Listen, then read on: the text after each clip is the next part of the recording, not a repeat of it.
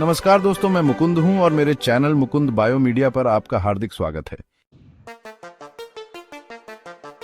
समुद्र की गहराई में कोरल रीफ्स और चट्टानी दरारों में छुपे हुए रहते हैं कुछ दिलचस्प जीव जिन्हें मोरे ईल कहते हैं।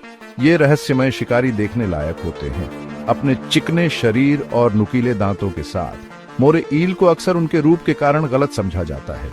ये आक्रामक जीव नहीं है, लेकिन ये कुशल शिकारी हैं जो समुद्र के इकोसिस्टम में महत्वपूर्ण भूमिका निभाते हैं।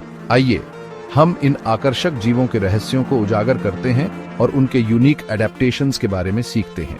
मोरे ईल दुनिया भर के महासागरों में पाए जाते हैं, उष्णकटिबंधीय क्षेत्र के गर्म पानी से लेकर शीतोष्ण क्षेत्र के ठंडे पानी तक। ये उथले पानी पसंद करते हैं जहां ये कोरल, चट्टानों और जहाजों के मलबे में छिप सकते हैं।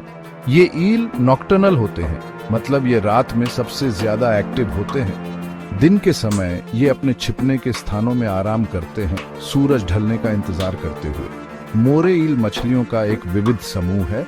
अब तक 200 से ज्यादा प्रजातियों की पहचान की जा चुकी है। ये कई रंगों और पैटर्न्स में आते हैं जो उन्हें अपने आसपास के वातावरण में घुलने मिलने में मदद करता है। कुछ प्रजातियां जैसे जेब्रा मोरे ईल में बोल्ड धारियां होती हैं जो संभावित शिकारियों के लिए चेतावनी का काम करती हैं। अन्य जैसे स्नोफ्लेक मोरे ईल में जटिल पैटर्न होते हैं जो उन्हें रीफ के विरुद्ध खुद को छुपाने में मदद करते हैं। अपने डरावने रूप के बावजूद मोरे ईल आमतौर पर शर्मीले और एकांत प्रिय जानवर होते हैं। जब तक उन्हें उकसाया न जाए तब तक वे इंसानों पर हमला करने के लिए नहीं जाने जाते। हालांकि इन जीवों के साथ सम्मान से पेश आना जरूरी है और उन्हें सुरक्षित दूरी से देखें। मोरे ईल का रूप अनोखा और थोड़ा डरावना होता है। उनके लंबे शरीर चिकनी, बिना स्केल वाली त्वचा से ढके होते हैं जो कई रंगों के हो सकते हैं, चटकीले हरे और पीले से लेकर हल्के भूरे और स्लेटी तक। ये चिकनी त्वचा उन्हें रीफ की संकरी दरारों और छेदों से आसानी से निकलने में मदद करती है जहां वे शिकार की तलाश करते हैं। मोरे ईल की सबसे खास विशेषताओं में से एक है उनका मुंह।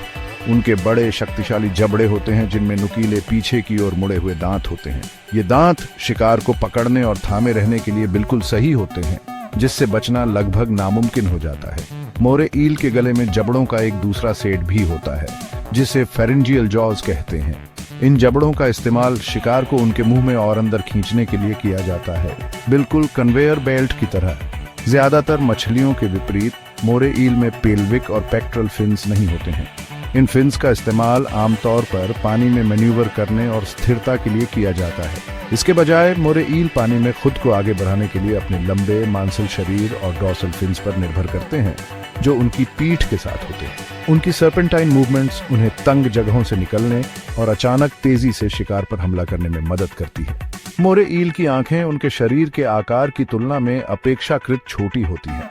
ऐसा इसलिए है क्योंकि वे शिकार का पता लगाने के लिए अपनी अन्य इंद्रियों जैसे गंध और स्पर्श पर ज्यादा भरोसा करते हैं। वास्तव में मोरे ईल में गंध की अत्यधिक विकसित भावना होती है जो उन्हें पूरी तरह से अंधेरे में भी शिकार का पता लगाने में मदद करती है। उनके मुंह के ऊपर 2 नथुने होते हैं जिनका इस्तेमाल वे संभावित भोजन को सूंघने के लिए करते हैं। मोरे ईल दुनिया भर के उष्णकटिबंधीय और उपोष्णकटिबंधीय पानी में पाए जाते हैं, मुख्य रूप से अटलांटिक, प्रशांत और हिंद महासागर में। ये सबसे ज्यादा उथले तटीय पानी में पाए जाते हैं जहां ये कोरल रीफ्स, चट्टानी चट्टानों और समुद्री घास के मैदानों में रहते हैं। ये हैबिटेट्स उन्हें छिपने के लिए पर्याप्त जगह और भोजन की भरपूर आपूर्ति प्रदान करते हैं। कोरल रीफ्स मोरे ईल के लिए खास तौर पर महत्वपूर्ण हैबिटेट्स हैं। कोरल रीफ्स की जटिल संरचनाएं गुफाओं, दरारों और सुरंगों का एक विशाल नेटवर्क प्रदान करती है जहां मोरे ईल दिन के दौरान छिप सकते हैं। ये रीफ्स कई तरह की मछलियों और इन्वर्टिब्रेट्स का भी घर हैं जो ईल के लिए शिकार का काम करते हैं। मोरे ईल अपनी शिकार प्रजातियों की आबादी को नियंत्रित करने में मदद करके कोरल रीफ इकोसिस्टम में एक महत्वपूर्ण भूमिका निभाते हैं।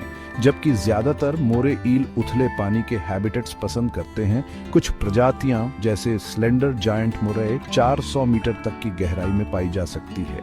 ये गहरे पानी के मोरे ईल कम रोशनी वाले वातावरण और ठंडे तापमान में जीवित रहने के लिए अनुकूलित हो गए हैं। उनके उथले पानी वाले समकक्षों की तुलना में आमतौर पर उनकी आंखें बड़ी और मेटाबॉलिज्म धीमे होते हैं। मोरे ईल खास तौर पर सामाजिक जानवर नहीं होते हैं और आमतौर पर एकांत प्रिय जीव होते हैं। हालांकि वे अक्सर अन्य मोरे ईल के करीब पाए जाते हैं, खासकर प्रजनन के मौसम के दौरान। इस दौरान नर और मादा संभोग के लिए एक साथ आते हैं और मादा बड़ी संख्या में अंडे देती है, जिन्हें बाद में नर द्वारा निषेचित किया जाता है। अंडे लार्वा में बदल जाते हैं, जो रीफ पर बसने और वयस्क ईल में विकसित होने से पहले खुले समुद्र में बहते रहते हैं। मोरे ईल एम्बुश प्रीडेटर्स होते हैं, मतलब वे अपने शिकार को पकड़ने के लिए चुपके और अचानक हमला करने पर निर्भर करते हैं। वे अपना ज्यादातर दिन अपनी मांद में छिपकर बिताते हैं, किसी अनजान मछली या क्रस्टेशियन के तैरकर आने का इंतजार करते हैं। जब कोई संभावित भोजन सीमा के अंदर आता है तो मोरे ईल बिजली की गति से अपने छिपने के स्थान से बाहर निकलते हैं और अपने शक्तिशाली जबड़ों से अपने शिकार को पकड़ लेते हैं। जैसा कि हमने सीखा है, मोरे ईल में गंध की असाधारण भावना होती है, जो भोजन खोजने का उनका मुख्य तरीका है। उनके नथुने, जो उनके मुंह के ऊपर स्थित होते हैं, उन्हें पानी में शिकार के हल्के से हल्के निशान का भी पता लगाने में मदद करते हैं। गंध की यह गहरी भावना गंदे पानी में या रात में खास तौर पर उपयोगी होती है, जब दृश्यता कम होती है।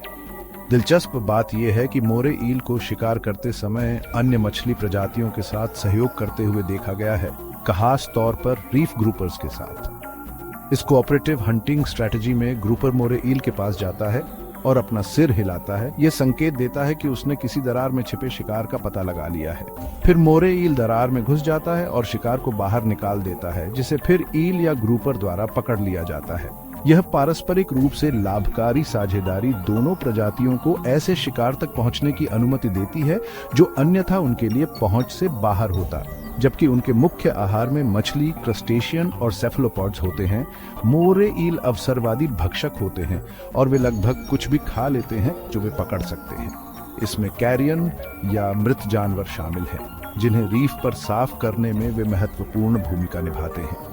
उनका स्कैवेंजिंग व्यवहार इकोसिस्टम के भीतर एक स्वस्थ संतुलन बनाए रखने में मदद करता है।